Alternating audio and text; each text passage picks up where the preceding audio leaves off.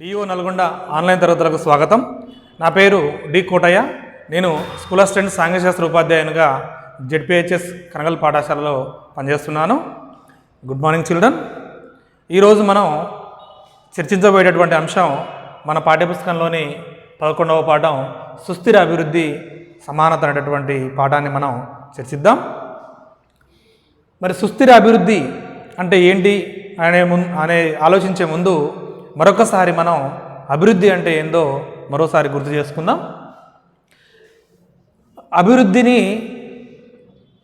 తలసరి ఆదాయం ద్వారా లేదా జీడిపి ద్వారా లెక్కిస్తామని మనం రెండవ పాఠంలో తెలుసుకోవడం జరిగింది. అభివృద్ధి భావనలు అనేటువంటి పాఠంలో ఈ అంశాన్ని మనం విపులంగా చర్చించాం. అయినా మళ్ళీ ఒకసారి చూద్దాం. అభివృద్ధిని కొలవడానికి తరచుగా ఉపయోగించేటువంటి కొలబద్ద లేదా కొలమానం ఏంటిది అంటే జీడిపి. దీన్ని ఇంగ్లీష్లో గ్రాస్ డొమెస్టిక్ ప్రొడక్ట్ అంటారు. తెలుగులో స్థూల దేశీయోత్పత్తి. ఒక సంవత్సర కాలంలో ఒక దేశంలో ఉత్పత్తి అయినటువంటి అన్ని వస్తువులు మరియు సేవల మొత్తాన్ని జీడిపి అంటాం. మరి దీన్ని ఆదాయ రూపంలో చెప్తే జాతీయ ఆదాయంగా చెప్పడం జరుగుతుంది. మరి ఈ జాతీయ ఆదాయాన్ని దేశంలో ఉన్నటువంటి ప్రజల జనాభా చేత భాగించినట్లయితే మనకి తలసరి ఆదాయం అనేది వస్తుంది. తలసరి ఆదాయం సగటు అంటే ఒక వ్యక్తి సగటున ఒక సంవత్సరంలో ఎంత సంపాదిస్తున్నాడు అనే దాన్ని మనం తలసరి ఆదాయం అంటున్నాం. అయితే అభివృద్ధి కొలవడానికి జీడిపిని తలసరి ఆదాయాన్ని ఉపయోగించడం సబబేనా? మరి వస్తువులు సేవల ఉత్పత్తి పెరిగినంత మాత్రాన దాని అభివృద్ధి అనవచ్చా అనేటటువంటి ఒక ప్రశ్న మనకు ఉత్పన్నమవుతూ ఉంది. ఎందుకు అంటే ఒకవైపు వస్తువులు సేవల యొక్క ఉత్పత్తి పెరుగుతూ ఉంది, కానీ మరోవైపు దేశంలోని ప్రజలకు ముఖ్యంగా పోషకాహార లోపం, విద్య, వైద్యం లాంటి సదుపాయాలు అందనటువంటి పరిస్థితి మనం చూస్తూ ఉన్నాం. మరి ఇక్కడ అభివృద్ధి అంటే దేశం అభివృద్ధి చెందితే సరిపోదు. ఈ కాన్సెప్ట్ బాగా అర్థం చేసుకోవాలి. సంపద పెరిగినంత మాత్రాన సరిపోదు. పెరిగినటువంటి సంపద ప్రజలకు పంచబడాలి. అభివృద్ధి ఫలాలు ప్రజలకు పంచబడితేనే దాన్ని నిజమైనటువంటి అభివృద్ధి అంటాం. కానీ వాస్తవానికి వస్తే మన దేశంలో వస్తూత్పత్తి పెరుగుతుంది, కానీ ఒకవైపు ప్రజలు మాత్రం పేదరికంలో ఉన్నటువంటి పరిస్థితి. కాబట్టి అభివృద్ధిని కొలవడానికి మరొక ముఖ్యమైనటువంటి సూచిక కావాలి, అన్ని అంశాన్ని పరిగణన తీసుకునేటువంటి సూచిక కావాలి అనేటటువంటి ఆలోచన రావడం జరిగింది. దానికి సమాధానమే HDIగా చెప్పవచ్చు, హ్యూమన్ డెవలప్మెంట్ ఇండెక్స్. తెలుగులో దీన్ని మానవాభివృద్ధి సూచిక. ఇక్కడ అభివృద్ధి అంటే మానవుడు అభివృద్ధి చెందాలి. దేశంలో ఉన్న మానవులందరూ అభివృద్ధి చెందితే ఆటోమేటిక్గా దేశం అభివృద్ధి చెందినట్టే కదా. కాబట్టి ఈ కొత్త ఆలోచనని అభివృద్ధి చేయడం జరిగింది. భారతదేశం అనేటువంటి ప్రముఖ ఆర్థికవేత్త అమర్త్య సేన్, ఈయన గురించి ఇంతకుముందు మీరు వినే ఉంటారు. ఈయన ఈ మానవాభివృద్ధి సూచికను కనిపెట్టడం జరిగింది. ఈయన చేసినటువంటి కృషికి గాను 1998లో నోబెల్ బహుమతి, ఆర్థిక శాస్త్రంలో నోబెల్ బహుమతిని పొందడం జరిగింది. మరి ఈ మానవాభివృద్ధి సూచిక అనేది తలసరి ఆదాయం, ప్రజల యొక్క జీవన ప్రమాణాలు, విద్య, వైద్యం లాంటి అనేక రకాల అంశాలని, సామాజిక సూచికల్ని తీసుకొని దేశం యొక్క అభివృద్ధిని కొలుస్తూ ఉంది. దీని ఆధారంగానే ప్రతి సంవత్సరం మనకి మానవాభివృద్ధి సూచికలో భారతదేశం యొక్క స్థానం ఏంటి, ప్రపంచంలో అనేక దేశాల యొక్క స్థానం ఏంటి అనేది UNDP నివేదిక ద్వారా మనకు తెలుస్తూ ఉంది. అయితే ఇక్కడ సుస్థిర అభివృద్ధి దగ్గరికి వచ్చినప్పటికీ ఈ HDI కూడా పరిగణలోకి తీసుకున్నటువంటి అనేక అంశాలు ఉన్నాయి. ఉదాహరణకి భారతదేశాన్ని తీసుకుంటే భారతదేశంలో పనిచేస్తున్నటువంటి కార్మిక వర్గంలో 192% మంది ఇప్పటికీ కూడా అవ్యవస్థీకృత రంగంలో పనిచేస్తున్నారు. మనం 3వ పాఠంలో చదువుకోవడం జరిగింది, వ్యవస్థీకృత రంగం, అవ్యవస్థీకృత రంగము అని. అవ్యవస్థీకృత రంగంలో ఉన్నటువంటి ప్రజలకి తక్కువ ఉపాధి ఉంటుంది, అంటే ఉద్యోగ భద్రత ఉండదు, సరైనటువంటి ఆదాయం ఉండదు, దాంతోపాటు పనిచేసే దగ్గర సరైనటువంటి వసతులు కూడా ఉండవు, ఎటువంటి అవకాశాలు ఉండవు. అందుకే దీన్ని అవ్యవస్థీకృత రంగం అంటాం. మరి ఇక్కడ ఒకవైపు ఏమో దేశ సంపద పెరుగుతుంది, మరోవైపు ఏమో అవ్యవస్థీకృత రంగంలో పనిచేసే కార్మికుల పరిస్థితి ఏమాత్రం మారట్లేదు. దీన్ని ఎలా అర్థం చేసుకోవాలి అంటే పెరుగుతున్నటువంటి సంపద అనేది కొద్దిమంది చేతుల్లోకి వెళ్ళిపోతుంది. తద్వారా ధనికులు ఇంకా ధనికులు అవుతున్నారు. ఈ ధనికులు తమ దగ్గర నుండి సంపదను ఉపయోగించి ప్రపంచ స్థాయి భోగభాగ్యాలు అనుభవిస్తూ ఉన్నారు. వాళ్ళకి ఏం కావాలంటే అది కొనుక్కొని అనుభవించే స్థితిలో ఉన్నారు. మరోవైపు పేదలు మాత్రం కనీస అవసరాలు తీరినటువంటి పరిస్థితి. ఆహారం కానీ, గృహం కానీ, వస్త్రం కానీ, విద్య, వైద్యం లాంటి కనీస సదుపాయాలు తీరినటువంటి స్థితిలో ఉన్నారు. మరి దీన్ని ఎలా అభివృద్ధి అందాం? అభివృద్ధి అంటే అందరూ అభివృద్ధి చెందాలి కదా. కాబట్టి ఇటువంటి ఆర్థిక అసమానతలు, ఆదాయ అసమానతలు మన దేశంలో చూడవచ్చు. డియర్ స్టూడెంట్స్, మీరు 145వ పేజీలో ఉన్నటువంటి పిరమిడ్ గ్రాఫ్ని ఒకసారి పరిశీలించండి. ఈ గ్రాఫ్ ప్రజలని ఆదాయాల పరంగా వర్గీకరిస్తుంది. ఇక్కడ మీకు 4 రకాల రంగులు ఉన్నాయి పిరమిడ్లో.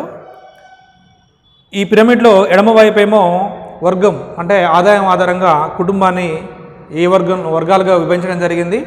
కుడివైపునేమో ఎన్ని కోట్ల కుటుంబాలు ఉన్నాయి భారతదేశం అటువంటి అని ఇవ్వడం జరిగింది. ఒకసారి అబ్జర్వ్ చేయండి. కిందిది మీకు బ్లూ కలర్లో కనిపిస్తున్నటువంటి భాగం ఏదైతే ఉందో ఇది నిరుపేదలుగా చెప్పవచ్చు. అంటే సంవత్సరానికి 1,50,000 కంటే తక్కువ ఆదాయం ఉన్న వాళ్ళని నిరుపేదలు అంటాం. మరి ఇటువంటి వాళ్ళు దేశంలో 13,50,00,000 మంది ఉన్నారు. 13,50,00,000 కుటుంబాలు ఉన్నాయి.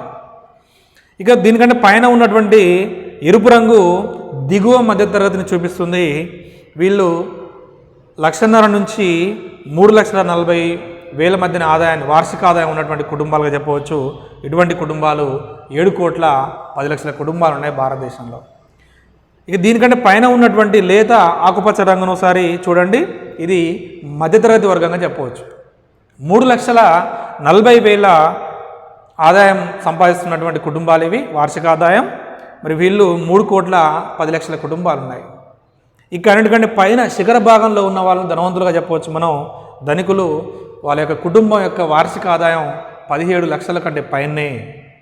అంటే ఒక సంవత్సరంలో కుటుంబం 17 లక్షల కంటే పైన వాళ్ళ ఆదాయం ఉంది. మరి ఇటువంటి కుటుంబాలు 30 లక్షల కుటుంబాలు ఉన్నాయి.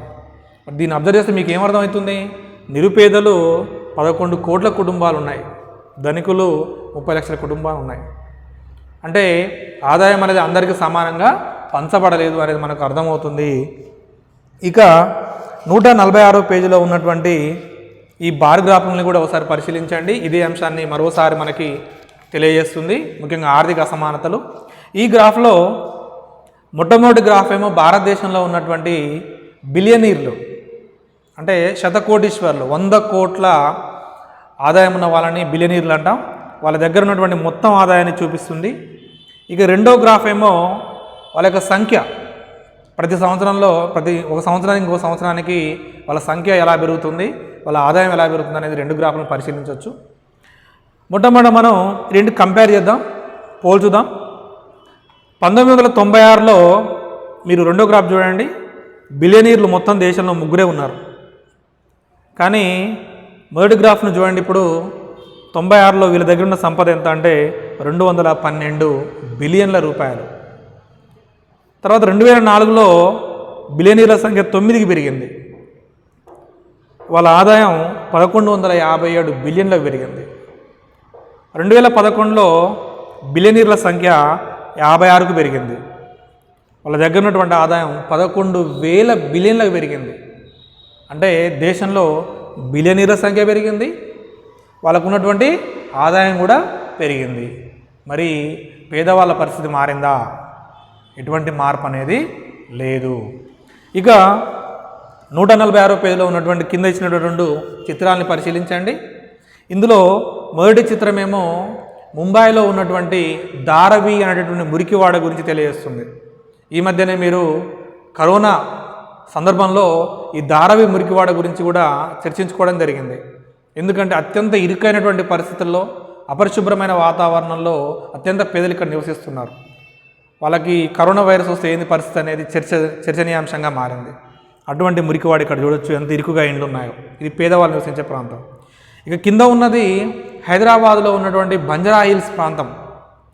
ఇది అత్యంత ధనవంతులు నివసించే ప్రాంతం. ఒకసారి చూడండి వీళ్ళ ఇండ్లని యొక్క నిర్మాణాల్లో ఉన్నటువంటి వ్యత్యాసాన్ని మీరు పరిశీలించండి.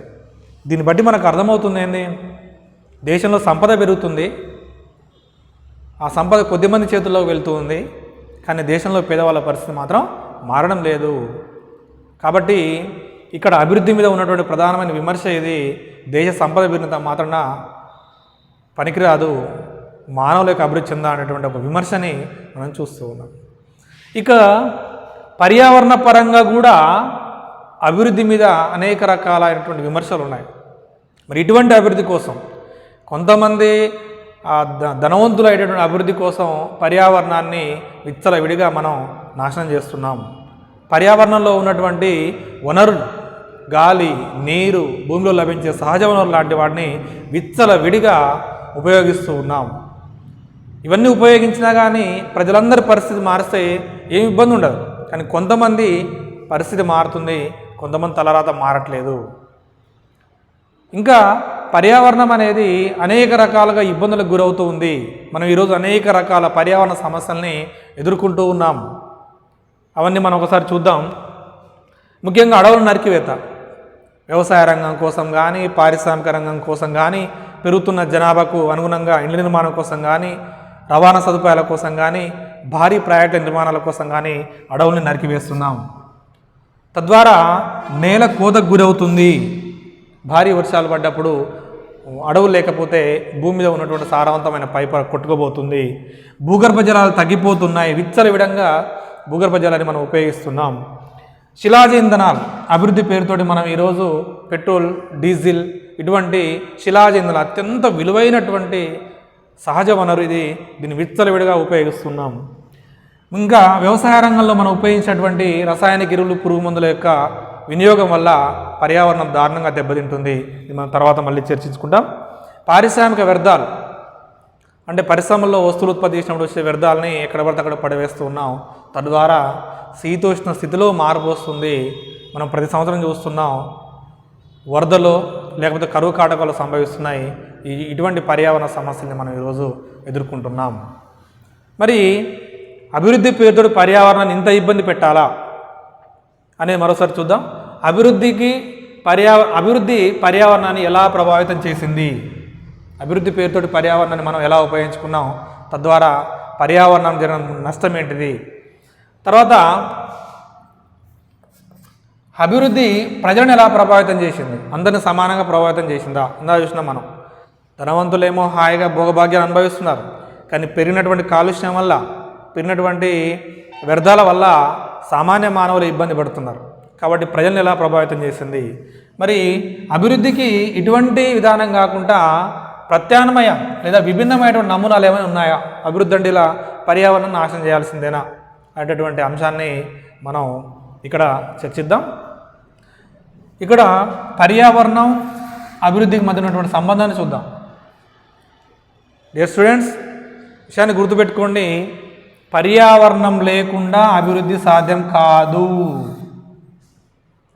అభివృద్ధి జరగాలంటే ఖచ్చితంగా పర్యావరణంలో ఉన్నటువంటి వనరులు, మీకు ఇంతకు పర్యావరణం అంటే ఏందో అర్థమైందా, మనం నివసించే ప్రాంతం, మన చుట్టూ ఉన్నటువంటి గాలి, నీరు, వాతావరణం, భూమి, ఈ అన్నిటి కలిపి మనం పర్యావరణం అంటాం. కాబట్టి అభివృద్ధికి కావాల్సినటువంటి అన్ని వనరులని మనకు పర్యావరణమే అందిస్తుంది. కాబట్టి పర్యావరణం మనకు అందించేటటువంటి విధులని మనం రెండు రకాలుగా చెప్పవచ్చు. అందులో మొట్టమొదటిది పర్యావరణ వనరుల సరఫరా విధి. దీన్నే ఎన్విరాన్మెంటల్ సోర్స్ ఫంక్షన్ అంటాం. మనకి ఏం కావాలో అది అందిస్తుంది. ఇంకొకటి పర్యావరణ శుద్ధి చేసే విధి. మొట్టమొదట మనం వనరుల సరఫరా గురించి తెలుసుకుందాం. మనం ఆర్థిక అభివృద్ధి అంటే ముఖ్యంగా ఆర్థిక వ్యవస్థలో వ్యవసాయ రంగం, పారిశ్రామిక రంగం, సేవా రంగం, ఈ మూడు రకాల రంగాలు ఉంటాయని చెప్పుకున్నాం. మరి ఈ మూడు రకాలు అభివృద్ధి చెందాలంటే కావాల్సింది ఏంటంటే పర్యావరణం అందించేటటువంటి వనరులే కావాలి. ఫర్ ఎగ్జాంపుల్ వ్యవసాయ రంగానికి భూమి కావాలి, నీరు కావాలి, శీతోష్ణ స్థితి కావాలి, అంటే ఉష్ణోగ్రత లాంటివన్నీ కలిపి కావాలి. పారిశ్రామిక రంగం తీసుకున్నాం, ఏ వస్తువును ఉత్పత్తి చేయాలన్నా కానీ భూమి కావాలి, ముడి పదార్థాలు అంటే భూమిలోంచి లభించే సహజమైనటువంటి వనరులు కావాలి, నీరు కావాలి, ఇవన్నీ కావాలి. సేవా రంగాన్ని తీసుకుందాం. రోడ్లు, రైల్వేలు ఇటువంటి వేయాలంటే భూమి కావాల్సిందే కదా. అంటే ఇవి అన్నిటికి కావాల్సిన, ఈ రంగాలకు కావాల్సినటువంటి వనరులని ఏది అందిస్తుందా అంటే పర్యావరణమే అందిస్తుంది. కాబట్టి పర్యావరణం చేసే ఈ పనిని మనం ఏమంటున్నాం అంటే వనరుల సరఫరా విధి అంటున్నాం. ఇది మొట్టమొదటిది. మనం ఇక్కడ గుర్తుంచుకోవాల్సిన అంశం ఏంటంటే వనరులని ఎక్కువ ఉపయోగించడం వల్ల లేదా వనరులు కాలుష్యభరితం కావడం వల్ల రాను రాను తగ్గిపోతూ ఉన్నాయి. ఇక రెండో విధికి వద్దాం, పర్యావరణ శుద్ధి చేసే విధి. దీన్నే మనం ఎన్విరాన్మెంటల్ సింక్ ఫంక్షన్ అంటాం. పర్యావరణం మనకి ఏం కావాలో ఇస్తుంది. మనం ఈ 3 రంగాల్లో ఉత్పత్తి ప్రక్రియలో అనేక రకాల వ్యర్థాలను వెదజల్లుతూ ఉంటాం. ఆ వెలువడేటటువంటి వ్యర్థాలని శుద్ధి చేసే విధిని కూడా పర్యావరణమే తీసుకుంటుంది. ఫర్ ఎగ్జాంపుల్ పరిశ్రమలు వెలువరించేటువంటి పొగ లాంటివి తీసుకుందాం. గాలిలో కలిసిపోతుంది, కానీ పర్యావరణమే చాలా వరకు శుద్ధి చేస్తుంది. పరిశ్రమలు ఉపయోగించే వస్తువులు ఉత్పత్తి చేసినప్పుడు ద్రవ రూపంలో, ఘన రూపంలో అనేక రకాల వ్యర్థాలు వెదజల్లుతూ ఉంటాం. వాటిని కూడా పర్యావరణమే శుద్ధి చేస్తుంది. వ్యవసాయ రంగంలో అనేక రకాల మందులను వాడుతున్నాం, వాటిని శుద్ధి చేస్తుంది. కానీ ఎంతవరకు? ఒక మోతాదు వరకు మాత్రమే. అంటే పర్యావరణానికి ఉన్నటువంటి సామర్థ్యం మేరకు మాత్రమే శుద్ధి చేయగలుగుతుంది. దాన్ని మనం గుర్తుపెట్టుకోవాలి. కానీ మనం ఈరోజు విచ్చలవిడిగా వనరులు వాడుతున్నాం. ఆ వాడేటటువంటి ప్రక్రియలో అనేక రకాల వ్యర్థాలని, కాలుష్యాన్ని వెదజల్లుతూ ఉన్నాం. ఆ వెదజల్లే వాటిని పర్యావరణం శుద్ధి చేయలేకపోతుంది. ఎందుకంటే మోతాదు మించి మనం వెలువరిస్తున్నాం. మరి అటువంటి వాటిని శుద్ధి చేయలేకపోతున్న విషయాన్ని మనం గుర్తుపెట్టుకోవాలి. తద్వారా పర్యావరణం క్రమక్రమంగా అంతరించే స్థాయిలోకి వెళ్ళిపోతూ ఉంది. మరి మనం ఒక 2 ఎగ్జాంపుల్ తీసుకుందాం. ఎలా మనం పర్యావరణాన్ని ధ్వంసం చేస్తున్నాం అనేటటువంటి దానికి ఒక 2 బెస్ట్ ఎగ్జాంపుల్ తీసుకుందాం. అందులో మొట్టమొదటిది భూగర్భ జలాల వినియోగం.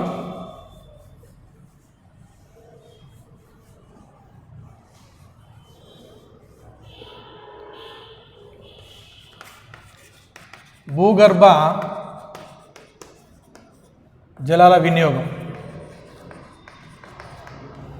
రెండోది వ్యవసాయ రంగంలో మనం ఉపయోగించేటటువంటి పురుగు మందులు.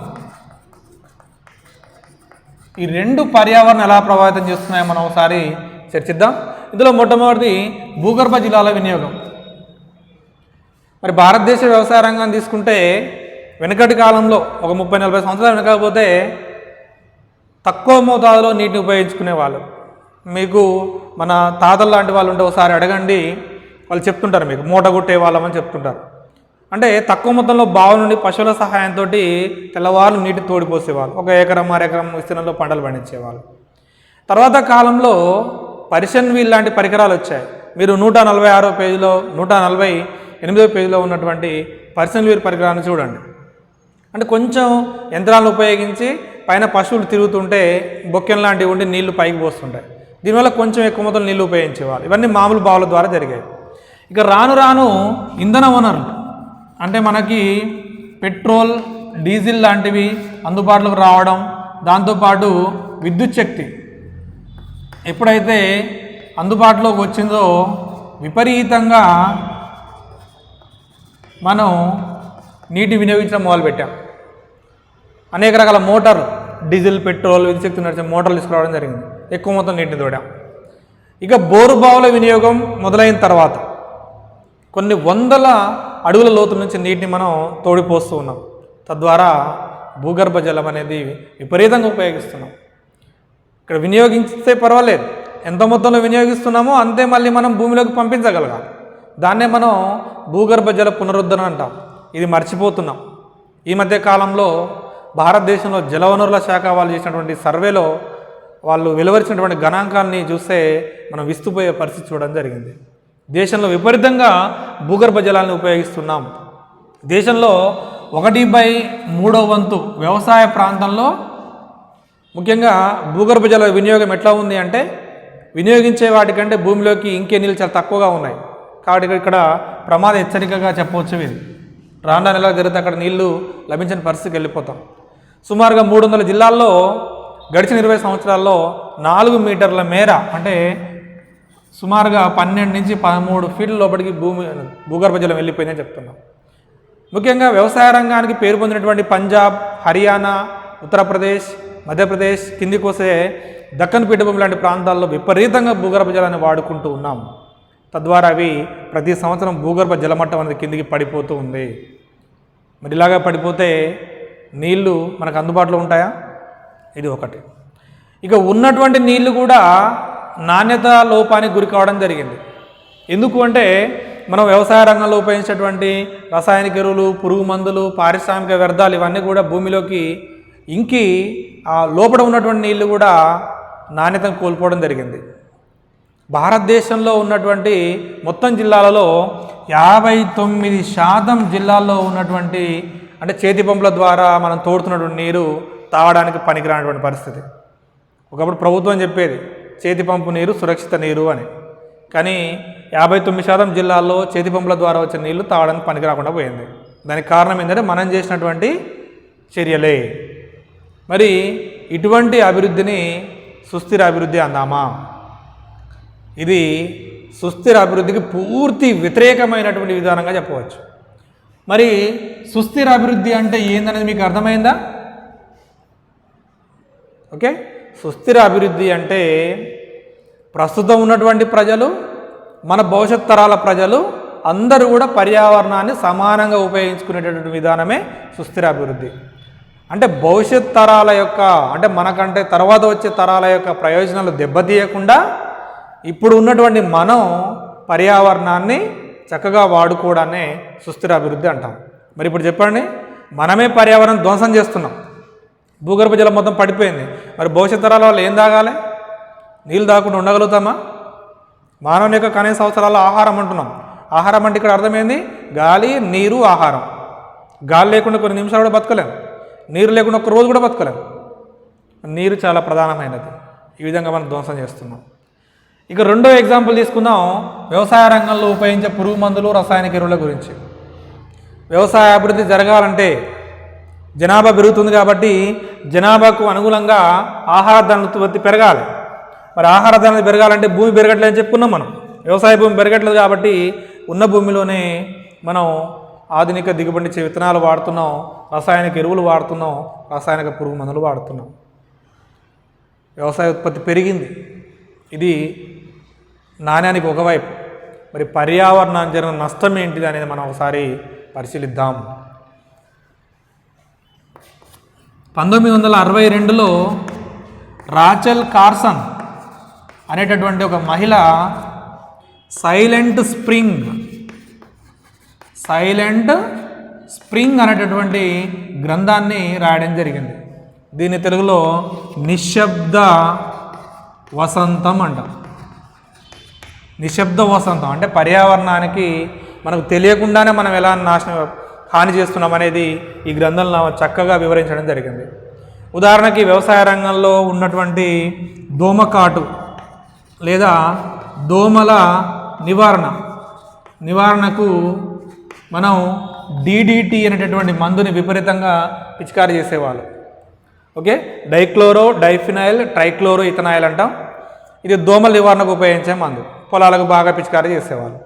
ఈ పొలాలకు పిచికారీ చేసినప్పుడు ఏమవుతుంది, ఆ పంటతో పాటు అది లోపల పడిపోయి నీళ్ళలో కూడా కలిసిపోతుంది.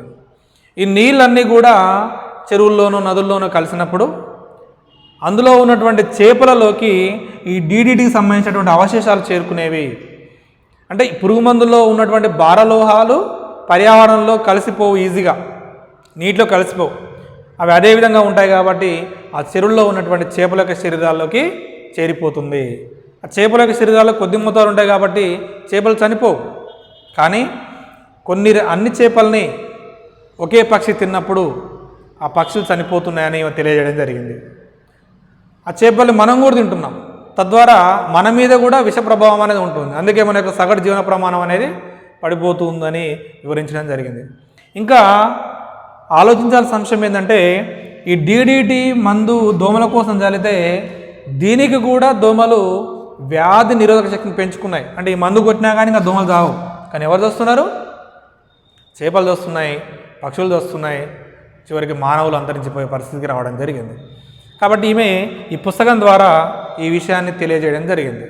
కాబట్టి ఇది ఆలోచించాల్సినటువంటి అంశం. ఇక మరొక అంశం, భారతదేశంలో ఉన్నటువంటి కేరళ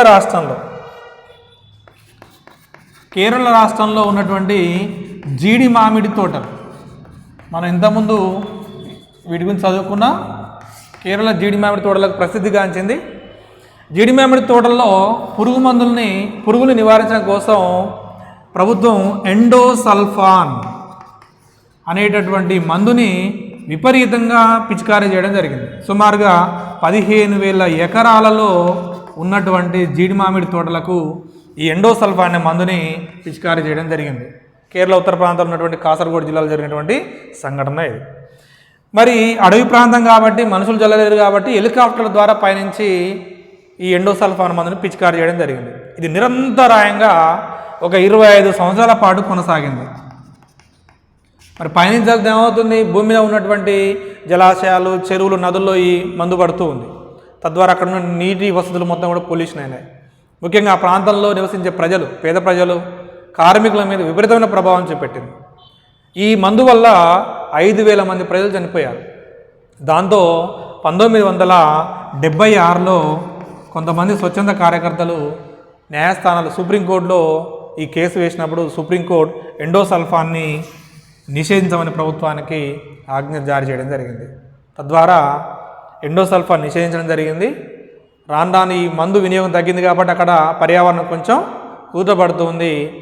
ఈ మందు ప్రభావం వల్ల సుమారుగా 5,000 మంది చనిపోయారు. చనిపోయిన వాళ్ళే కాకుండా బ్రతుకున్న వాళ్ళలో అవయవ లోపాలు, క్యాన్సర్ లాంటి దీర్ఘకాలిక జబ్బులతోటి మరణం కంటే భయంకరమైనటువంటి జీవితాన్ని గడిపినటువంటి వాళ్ళు చాలామంది ఉన్నారు. కాబట్టి రాను మందు వినియోగం తగ్గగానే అక్కడ పర్యావరణం అనేది మళ్ళీ తిరిగి యథాస్థితికి రావడం జరుగుతుంది. సో ఇదొక బెస్ట్ ఎగ్జాంపుల్ మనకి. వ్యవసాయ రంగంలో పురుగు మందులు ఉపయోగించినట్లయితే ఎటువంటి ప్రభావాలు ఉంటాయి అని. ఇంకా ఆలోచించాల్సిన అంశం ఏంటంటే, మనం ఉపయోగించినటువంటి పురుగు మందులు, క్రిమిసంహారక మందులో కేవలం 1% మాత్రమే పురుగు మీద పనిచేస్తుంది. మిగిలినటువంటి 99% పురుగు మందు తిరిగి మన దగ్గరికి వస్తుంది. భూమిలో కలచడం లేదా గాలిలో కలవడం, నీటిలో కలవడం ద్వారా, మనం ఉపయోగించేటువంటి తాగునీరు ద్వారా, మనం పీల్చే గాలి ద్వారా, మనం తినే ఆహారం ద్వారా చివరికి మానవుల యొక్క శరీరాలకు చేరి మన జీవితాలని, అంటే మన జీవన ప్రమాణాన్ని తగ్గిస్తూ ఉన్నాయి పురుగు మందులు. కాబట్టి డియర్ స్టూడెంట్స్, మీరందరూ వ్యవసాయ కుటుంబాల నుంచి వస్తున్నటువంటి వాళ్ళు కాబట్టి వ్యవసాయ రంగంలో పురుగు మందుల యొక్క ప్రభావం ఎలా ఉంటుందో మీ తల్లిదండ్రులకి, మీ సమాజానికి తెలియజేస్తారని కోరుకుంటూ మరొక తరగతిలో మరొక అంశంతో మనం కలుసుకుందాం. అంతవరకు సెలవు. నమస్కారం.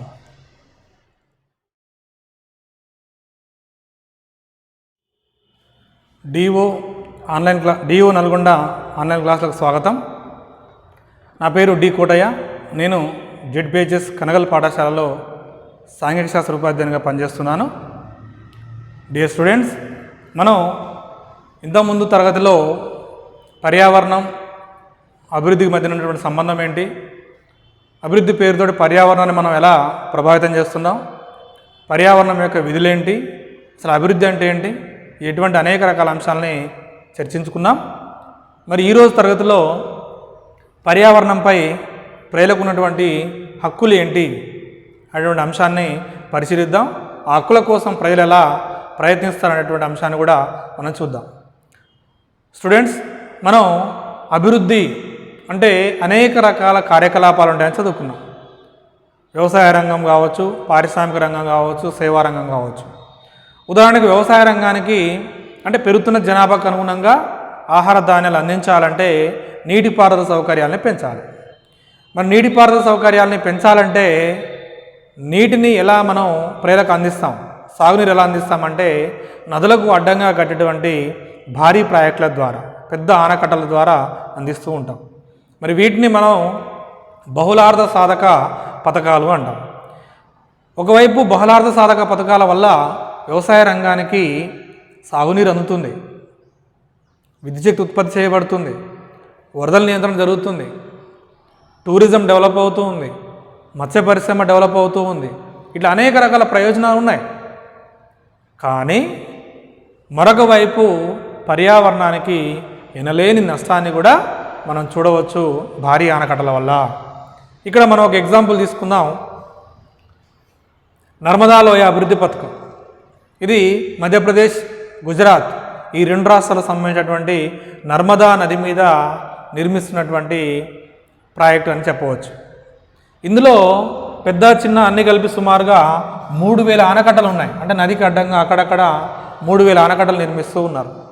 ఇందులో అన్నింటికంటే పెద్ద ఆనకట్టగా సర్దార్ సరోవర్ ఆనకట్ట అని చెప్పవచ్చు. సర్దార్ సరోవర్ ఆనకట్ట అని చెప్పవచ్చు. మనం ఇప్పుడు ముఖ్యంగా దీని గురించే చర్చించుకుంటూ ఉన్నాం. ఈ నర్మదా నదికి అడ్డంగా ఈ సర్దార్ సరోవర్ అనేటువంటి ప్రాజెక్ట్ని నిర్మించడం వల్ల సుమారుగా 37,000 హెక్టార్ల అడవి మరియు వ్యవసాయ భూమి, అత్యంత సారవంతమైనటువంటి సాగు భూమి ఈ ప్రాజెక్టులో మునిగిపోయింది. మరి ఈ ప్రాంతంలో నివసిస్తున్నటువంటి ఆదివాసీలు, ఈ ప్రాజెక్టు వల్ల ఎక్కువ నష్టపోయింది ఎవరంటే ఈ ప్రాంతంలో నివసిస్తున్నటువంటి ఆదివాసీలు, గిరిజనులు, దళితులు అని చెప్పవచ్చు. సుమారుగా 5 లక్షల మంది ప్రజలు నిరాశ్రయులయ్యారు. నిరాశ్రయం అంటే ఏంది? ఇళ్లను కోల్పోయారు, భూమిని కోల్పోయారు. వాళ్ళు ఎప్పుడు అడవి ఆధారపడినటువంటి అడవి సంపదను కూడా కోల్పోవడం జరిగింది. దీనికి తోడు అడవుల్లో ఉన్నటువంటి జీవ వైవిధ్యత, వందల వేల రకాల జీవులు అంతరించిపోవడం జరిగింది. సో ఒకసారి చూడండి, ఒక ప్రాజెక్టు వల్ల ఇంత మనకు పర్యావరణానికి నష్టం చేకూరుతుంది అని చెప్పడం జరిగింది. కాబట్టి ఆ ప్రాంతంలో నివసిస్తున్నటువంటి బావా మహాలియా అనేటటువంటి ఒక వ్యక్తి ఆనాటి మధ్యప్రదేశ్ ముఖ్యమంత్రి 1994లో జరిగింది. ఇది మధ్యప్రదేశ్ ముఖ్యమంత్రి అయినటువంటి దిగ్విజయ్ సింగ్ గారికి ఒక లెటర్ రాయడం జరిగింది. ఈయన మధ్యప్రదేశ్లో ఉన్నటువంటి జబువా జిల్లాలో ఉన్నటువంటి జలసింధి అనే గ్రామానికి చెందినటువంటి వ్యక్తి బావా మహాలియా. ఈ బావా మహాలియా రాసినటువంటి లెటర్ వాళ్ళ యొక్క స్థానిక గిరిజన భాష అయినటువంటి బిలాలా భాషలో ఉంది. దీని తర్వాత హిందీలోకి తర్జమా చేయడం జరిగింది. ఇందులో కొంత భాగాన్ని మనకి మన పాఠ్యపుస్తకంలో తెలుగులో కూడా ఇవ్వడం జరిగింది. ఓసారి మీరు ఆ లెటర్ని క్షుణ్ణంగా చదవండి. చదివితే మనకి ప్రజలు ఎటువంటి ఇబ్బందులు పడతారు, అసలు వాళ్ళు ఎందుకు భారీ ప్రాజెక్టులను వ్యతిరేకిస్తారనేది మనకు అర్థమవుతుంది. మరి మనం కూడా ఆ లెటర్లో ఉన్నటువంటి కొన్ని అంశాలని చర్చించుకుందామా? చూద్దాం. జనరల్గా ఈయన చెప్పినటువంటి అంశాలనే మనం ఇక్కడ చర్చిస్తున్నాం. ఏమేం చెప్పాడో ఇక్కడ గౌరవనీయులైనటువంటి మధ్యప్రదేశ్ ముఖ్యమంత్రి దిగ్విజయ్ సింగ్ గారికి మా యొక్క మనవి, మీరు నిర్మిస్తున్నటువంటి ఈ సర్దార్ సరోవర్ ఆనకట్ట వల్ల మొట్టమొదట మునిగిపోయే గ్రామం మాదే, అదే జలసింధి గ్రామం. ఈ జలసింధి గ్రామంతో పాటు మరికొన్ని సాకర్జా, తకర్శిల, అకాడే లాంటి గ్రామాలు కూడా మునిగిపోతూ ఉన్నాయి. కానీ మీరు ఈ ప్రాజెక్టును ఆపేయండి. ఒకవేళ ఆపకుండా కనుక మీరు ప్రాజెక్టు కడితే ఈ ప్రాజెక్టులో మేము కూడా మునిగిపోతాం. ఎందుకంటే ఈ ప్రాజెక్టు నిర్మించడం వల్ల మా యొక్క జీవన విధానమే దెబ్బతింటుంది. కాబట్టి ఈ ప్రాజెక్టు కనుక మీరు ఇదే విధంగా కడితే ఈ చల్లని తల్లి ఒడిలో, ఈ నదీమ తల్లి ఒడిలో మేము కూడా మునిగిపోతామని బావా మహాలియా చెప్పడం, ఇలా మొదలుపెట్టడం జరిగింది లెటర్ని. ఈయన అనేక రకాల అంశాలని ఇందులో చర్చించడం జరిగింది. మొట్టమొదట వ్యవసాయం గురించి. మీరు ఏమనుకుంటారంటే మైదాన ప్రాంతాల్లో ఉన్న వాళ్ళు, పట్టణ ప్రాంతాల్లో ఉన్న వాళ్ళు ఏమనుకుంటారంటే గిరిజన ప్రాంతాల్లో ఉన్న వాళ్ళు ఏదో గుట్టల మీద నివసిస్తారు, కొండ ప్రాంతాలు నివసిస్తారు, కోతుల మాదిరిగా నివసిస్తారు, వీళ్ళంతా పేదవాళ్ళు అనుకుంటారు. కానీ మేము పేదవాళ్ళము కాము, మేము రైతులం. మాకేం కావాలనో, మాకు ఆహారం ఏం కావాలనో మా పంటల్ని మేమే పండించుకుంటాం. మాకు అన్ని రకాల పంటలు, సజ్జ, జొన్న, రాగులు, బేడి, బోట్ లాంటి అనేక రకాల పంటల్ని మేమే పండించుకుంటాం. మేము ఆహారం కోసం మాత్రం పండించుకుంటాం. కొంత మాకు కావాల్సినటువంటి వస్త్రాలు వాటి కోసం కొంత అమ్ముకుంటాం తప్ప వ్యాపారం కోసం పండించుకోం. మరి మీరు ఇక్కడ వ్యవసాయ భూమి పోతే ఏమవుతుంది? గుజరాత్లో వ్యవసాయ భూమి ఉంది కదా, అక్కడికి వెళ్ళండి, అక్కడ మీకు భూమి ఇస్తారంటున్నారు. అక్కడికి పోయి మేము ఏం చేయాలి? అక్కడ పండే పంటలను మాకు పండించరాదు. అక్కడ పండినటువంటి పంటలకి కేవలం లాభాల కోసమే పండిస్తారు కానీ తినడానికి కాదు. కాబట్టి మేము రైతులం, మాకేం కావాలనో నదికి అడ్డంగా ఆనకట్ట లేకపోయినా కానీ వాగులకు అడ్డంగా చిన్న చిన్న ఆనకట్టలు కట్టుకొని వాటి ద్వారా మేము సంవత్సరం మొత్తం పంటలు పండించుకుంటాం. స్వయం సమృద్ధి, మాకేం కావాలో మేము పండించుకుంటామని గొప్పగా చెప్పడం జరిగింది. ఇక ఆ ప్రాంతంలో ఉన్నటువంటి చెట్ల గురించి ఏమవుతుంది, అడవిపోతే అంటున్నారు కదా. తరతరాలుగా మేము ఈ అడవుల మీద ఆధారపడి జీవిస్తున్నాం.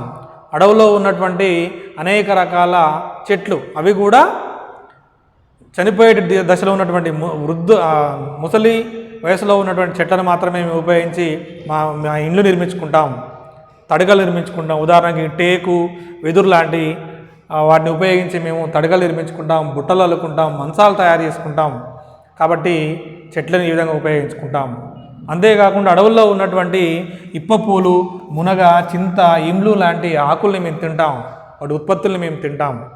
మాకు మీ డబ్బులతో అవసరమే లేదు, మాకు డబ్బులు అవసరం లేదు. ఎందుకంటే అడవే మాకు బ్యాంకు, అడవే మాకు ఏం కావాలంటే అది ఇస్తుంది. మీకు అక్కడికి పోతే మాకు డబ్బులు ఇస్తుంటారు, మాకు డబ్బులు ఎందుకు, మాకు డబ్బులు అవసరం లేదు, మా అడవి మాకు ఇవ్వండి అని చెప్తూ ఉన్నారు. కరువు కాటకాలు వచ్చినప్పుడు అడవుల్లోకి వెళ్ళి చెట్ల యొక్క వేళ్ళు తింటాం, దుంపలు తింటాం. ఒకవేళ కనుక మాకు జబ్బులు వస్తే, మీకు జబ్బులు వస్తే హాస్పిటల్లో కురుకుతారు, కానీ మాకు జబ్బులు వస్తే మేము ఎక్కడికి పోం, అడవి తల్లి మాకు వైద్యం చేస్తుంది. అడవిలో ఉన్నటువంటి ప్రతి ఆకు, ప్రతి చెట్టు, ప్రతి బెరడు, ప్రతి వేరు యొక్క ఉపయోగాలు మాకు తెలుసు. వాటిని ఉపయోగించే మేము ఆరోగ్యవంతులం అవుతాం. మరి మీరు కనుక ఇక్కడి మమ్మల్ని పంపిస్తే తరతరాలుగా మేము పొందినటువంటి జ్ఞానం అంతా కూడా నిర్వీర్యం అయిపోతుంది. కాబట్టి మాకు అడవే సర్వస్వం, అడవే మాకు ముఖ్యమైనది. ఇక్కడ ఉన్నటువంటి నది నర్మదా నది ఒడిలో మేము చేపలు పట్టుకుంటాం. మా ఇంట్లో ఎప్పుడు ఎవరు అతిథులు వచ్చినా కానీ చేపలు రెడీగా ఉంటాయి. అనేక పండుగ సందర్భాల్లో కూడా నదిని మేము కొలుసుకుంటాం. ఇందల్, దివస, దివాళీ లాంటి అనేక పండుగలప్పుడు మేము ఈ నది ఎలా పుట్టింది, ఈ విశ్వం ఎలా పుట్టిందని వాటి యొక్క పుట్టుక గురించి పాటలు పాడుకుంటూ ఉంటాం. మా పిల్లలు ఈ చల్లని నదిలో ఈతలు కొడుతుంటారు. నది ఒడ్డున ఉన్నటువంటి ఇసుకలో ఇసుక గూళ్ళు కట్టుకుంటూ ఉంటారు. మా పశువులు చల్లటి నీళ్లు తాగుతూ ఉంటాయి. అందరికీ పశువులు ఉంటాయి, ప్రతి ఇంటికి కొన్ని పశువులు ఉంటాయి. మాకు కావాల్సినటువంటి పాలు అన్ని అందిస్తుంటాయి. కాబట్టి నదే మాకు ఆధారం, ఈ అడవే మాకు ఆధారం అని చెప్పడం జరిగింది. ఇక సామాజిక జీవనాన్ని గుర్తు చేస్తూ ఆయన వాళ్ళ యొక్క జీవన విధానం ఎంత గొప్పదో చెప్పడం జరిగింది. మీ పట్టణాల్లో ఉన్న వాళ్ళు పక్కపక్కనే ఉంటారు, ఇరుకైనటువంటి ఇళ్లలో ఉంటారు, కానీ ఒకళ్ళ కష్టాలు ఒకళ్ళు పట్టించుకోరు. ఇది వాస్తవమే కదా. పట్టణ ప్రాంతాల్లో చూడొచ్చు, పక్కపక్క ఇళ్లలో ఉంటారు, కానీ కొట్టుకొని చచ్చినా కానీ ఎవరిని ఒకళ్ళు పట్టించుకోరు. కానీ ఈయన ఏం చెప్తున్న బావమహాల్య, మేము అలా కాదు, అందరం ఒకే దగ్గర ఉంటాం, మా వంశం, మా తెగ అందరం ఒకే దగ్గర ఉంటాం, మేమందరం ఒకే విధంగా ఉంటాం, ఒకే రకమైన వస్త్రాలు వేసుకుంటాం, ఒకే రకమైన ఆహారం వేసుకుంటాం, అందరం కలిసి ఎవరికైనా ఇల్లు లేకుండా ఇల్లు కడతాం, అందరం కలిసి వ్యవసాయం చేసుకుంటాం, వచ్చిన దాన్ని సమానంగా పంచుకొని తింటాం, ఒకరి కష్టాలని ఒకరి సుఖాలని పంచుకొని హాయిగా జీవిస్తున్నాం. కానీ మీరు అలా ఉండరు, ఒకరినొకరు పట్టించుకోరు అని పట్టణ ప్రాంతాల్లో, మైదాన ప్రాంతాల్లో ఉన్నటువంటి ప్రజల్ని ఆయన సుకుమారంగా హెచ్చరించడం జరిగింది. ఇక దేవుల గురించి చెప్తూ మాకు సంబంధించిన పూర్వీకులకు సంబంధించిన రాళ్ళు ఇక్కడే ఉన్నాయి, పూర్వీకులకు గుర్తుగా ఉన్న కొండలు ఇక్కడే ఉన్నాయి, మేము అనేక మంది దేవతలను, అడవి దేవతలను పూజిస్తాము అని కొంతమంది చెప్పడం జరిగింది. కాల్రానో, రాజాపాంతో, ఇందీ రాజా, ఆయికేడా, బేడుబాయ్, రాణి కాజోల్ లాంటి దేవతలు మేము పూజిస్తుంటాము. రాణి కాజోల్ అంటే మీరు వేరే విధంగా అనుకోకండి, హీరోయిన్ అనుకోకండి, దేవత పేరు రాణి కాజోల్ మా యొక్క ప్రధానమైనటువంటి దేవత. కాబట్టి వీళ్ళని పూజిస్తూ ఉంటాం, వీళ్ళు చల్లగా మమ్మల్ని చూస్తూ ఉంటారు. మేము ప్రతి సంవత్సరం బంగూరియా లాంటి ప్రాంతంలో జరిగేటటువంటి సంతకు వెళ్తూ ఉంటాం. అక్కడ మా ఆడపిల్లలు, మా మగపిల్లలు వాళ్ళకి కావాల్సినటువంటి వ్యక్తుల్ని జంటగా చూసుకొని పెళ్ళిళ్ళు చేసుకుంటారు. మరి మీరు మమ్మల్ని బలవంతంగా గుజరాత్ పంపించి మీకు అక్కడ భూమి ఇస్తాం అంటున్నారు, మేము అక్కడ ఏం చేయాలి? ఎందుకంటే అక్కడ చేసే వ్యవసాయం మాకు చేయరాదు, చివరికి అక్కడ వ్యవసాయం చేయాలంటే డబ్బులు కావాలి, ఆ డబ్బులు మేము ఇవ్వలేం, కాబట్టి చివరికి మా భూములు మొత్తం కూడా మళ్ళీ వాళ్ళే గుంజుకుంటారు. కాబట్టి మేము పేదవాళ్ళం కాదు, మేము కొండలు నివసించే కోతులం కాదు, పర్యావరణంతో కలిసిపోయి ఉన్నాం, పర్యావరణం లేకుండా మేము బతకలేము. కాబట్టి దయచేసి ఈ ప్రాంతంలో ఈ సర్దార్ సరోవర్ ఆనకట్ట నిర్మించకండి. ఒకవేళ కనుక మీరు మేము ఏం చెప్పినా వినకుండా గనక ఇది నిర్మిస్తే ఈ నదీమ తల్లి ఒడిలోనే మేము మునిగిపోతాం, ఇందులోనే చనిపోతామని బావా మహాలియ వాళ్ళ యొక్క వారసత్వం గురించి, వాళ్ళ యొక్క జీవన విధానం గురించి ఇంత గొప్పగా చెప్పడం జరిగింది. స్టూడెంట్స్ చూడండి, ఈ లేఖ అందరు చదివారు కదా, ఎంత అద్భుతంగా ఉందో వాళ్ళ యొక్క సంస్కృతి, వాళ్ళ యొక్క వైవిధ్యత. కాబట్టి మరి పెద్ద ఆనకట్టలు నిర్మించాలి, అభివృద్ధి కావాలి, నిర్మించాలని చెప్పుకుంటున్నాం. కానీ దానివల్ల జరిగే నష్టం అనేది ఇదే విధంగా ఉంది. ఒకవైపు అభివృద్ధి జరుగుతుంది అంటే వీటిని పెద్ద ఆనకట్టలు మనం బహుళార్థ సాధక పథకాలు అంటాం. బహుళ ఆర్థిక సాధక పథకాలు, అనేక ప్రయోజనం ఉన్నటువంటి పథకాలని బహుళార్థ సాధక పథకాలు అంటాం. ఇంతకుముందు చెప్పుకున్నాం మనం. వీటి వల్ల మనకు సాగునీరు లభిస్తుంది, విద్యుత్ శక్తి లభిస్తుంది, వరదలు నియంత్రించబడతాయి, పర్యావరణం అంటే టూరిజం, పర్యాటక శాఖ అనేది అభివృద్ధి చెందుతూ ఉంది. ఓకే, మత్స్య పరిశ్రమ, అందులో ఉన్న చేపలను పట్టుకుని అనేక కుటుంబాలు జీవిస్తాయి. కానీ ఇది ఒకవైపు మాత్రమే చెప్పుకున్నాం. మరోవైపు ప్రజలకి, ముఖ్యంగా అడవుల్లో నివసించేటటువంటి గిరిజనులు, ఆదివాసీలు, దళితులు ఎవరైతే ఉన్నారో వాళ్ళకు మాత్రం తీవ్రమైనటువంటి నష్టం జరుగుతూ ఉంది. బావా మహాలియ చెప్పింది వినొచ్చు, అడవే మాకు సర్వస్వం, పర్యావరణమే మాకు సర్వస్వం, పర్యావరణం నుంచి కనుక మమ్మల్ని దూరం చేస్తే మా అస్తిత్వమే కోల్పోతాం, మా జీవన విధానమే పోతుంది అని చెప్పడం జరిగింది. దాన్ని మనం అర్థం చేసుకోవచ్చు. నీళ్ళలో ఉన్నటువంటి చేపను తీసి బయటేస్తే ఎలా గిలగిల కొట్టుకుంటుందో, ఈ అడవి ప్రాంతంలో అడవిని నమ్ముకుని బతికేటటువంటి ఆదివాసీల్ని, గిరిజనుల్ని అడవికి దూరం చేస్తే ఆ విధంగా జరుగుతుందని చెప్పుకుంటున్నారు. కాబట్టి పర్యావరణ పరంగా ఈ పెద్ద ఆనకట్టలు అనేవి తీవ్రమైన నష్టాన్ని చేకూరుస్తున్నాయి. ఒక ప్రాజెక్టు కడితే కొన్ని వేల హెక్టార్ల పరిధిలో సారవంతమైనటువంటి నేలలు మునిగిపోతున్నాయి, అడవులు, చెట్లు మొత్తం అందులో మునిగిపోతున్నాయి, జీవ వైవిధ్యత అనేది దెబ్బతింటూ ఉంది. కాబట్టి మన ప్రభుత్వాలు ఈ దిశగా ఆలోచించి నష్టం జరగకుండా ఎలా చేయొచ్చో చూడాలి. ఇంకా బావా మహాలియ వాళ్ళ యొక్క ప్రస్తుత పరిస్థితే కాకుండా తరతరాల నుంచి వాళ్ళు పొందుతున్నటువంటి జ్ఞానం, వైద్యానికి సంబంధించిన జ్ఞానం, ప్రతి ఆకు, ప్రతి చెట్టు, ప్రతి వేరు గురించి మాకు తెలుసు, మేము వాటిని వైద్యంలో వాడుకుంటాం. మరి మమ్మల్ని ఇక్కడి నుంచి తీసేస్తే మేము నేర్చుకున్నటువంటి ఈ జ్ఞానం అంతా ఎడిపోతుంది. కాబట్టి మేము ఇక్కడి నుంచి వెళ్ళమని చెప్పినటువంటి పరిస్థితి మనం చూడవచ్చు. కాబట్టి దేశంలో అనేక ప్రాంతాల్లో ఈ పెద్ద ఆనకట్టలకు వ్యతిరేకంగా, పర్యావరణానికి జరిగేటటువంటి ముప్పుకు వ్యతిరేకంగా అనేక ఆందోళన కార్యక్రమాలు చేపట్టడం జరిగింది. ముఖ్యంగా నర్మదా నది ఆనకట్టలకు వ్యతిరేకంగా నర్మదా బచావో ఆందోళన, నర్మదా నదిని కాపాడే ఉద్యమంగా చేయొచ్చు. ప్రముఖ సామాజిక కార్యకర్త మేధా పాట్కర్ నాయకత్వంలో ఈ ఉద్యమం నడుస్తూ ఉంది. తద్వారా దేశంలో ఉన్న అన్ని ప్రాంతాల్లో గిరిజనులకు మద్దతుగా, పర్యావరణకు మద్దతుగా ఇటువంటి కార్యక్రమం అనేది నడుస్తూ ఉంది. ఇక ఇటువంటిదే మరొక ప్రజల హక్కుల కోసం, పర్యావరణం మీద ప్రజల హక్కుల కోసం జరిగినటువంటి మరొక ఉద్యమాన్ని మనం చూద్దాం. ఇది చిప్కో ఉద్యమం. ఏ ఉద్యమం? చిప్కో ఉద్యమం. ఇది ఉత్తరాఖండ్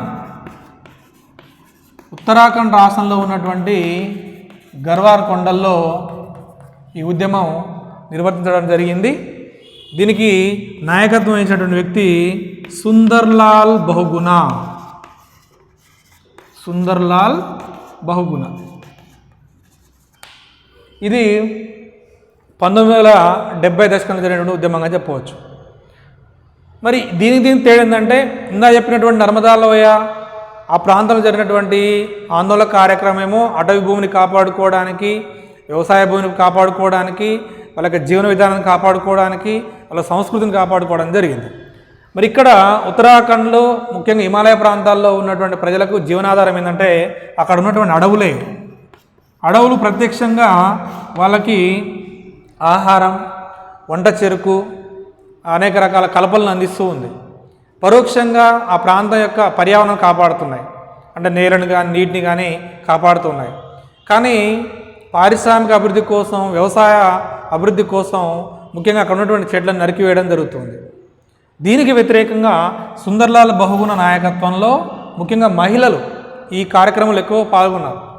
వీళ్ళందరూ వెళ్ళి ఆ విలువైనటువంటి చెట్లను నరకకుండా వాళ్ళందరూ హత్తుకునేవాళ్ళు.